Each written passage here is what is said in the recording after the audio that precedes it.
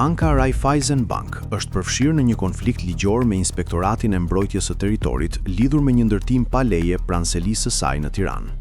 Çështja nisi pas ankesave të banorëve, të cilët pretenduan se banka kishte zënë një hapësirë të përbashkët të pallatit duke ndërtuar një strukturë ku janë vendosur pajisje teknike si generator dhe depozita uji. Pas verifikimeve, IMT konstatoi se objekti ishte i paligjshëm dhe vendosi prishjen e tij, si dhe një gjobë rreth 6.000 euro. Banka e kundërshtoi këtë vendim në gjykat, por ndërkohë autoritetet kërkuan ekzekutimin e gjobës, pasi ligji parashikon që ajo të paguhet edhe gjatë procesit gjyqësor. Në mars 2026, gjykata administrative rrëzoi padinë e bankës dhe konfirmoi vendimin e IMT-s, duke e cilësuar ndërtimin si tërësisht të paligjshëm. Sipas gjykatës, struktura përbën një ndërhyrje të re ndërtimore në një hapësirë të përbashkët dhe nuk shoqërohet me asnjë leje apo dokumentacion përkatës.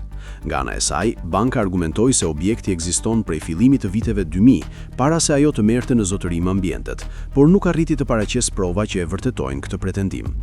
Gjithashtu, ajo theksoi rëndësinë e pajisjeve të instaluara në këtë hapësirë për funksionimin e sistemeve të saj teknologjike.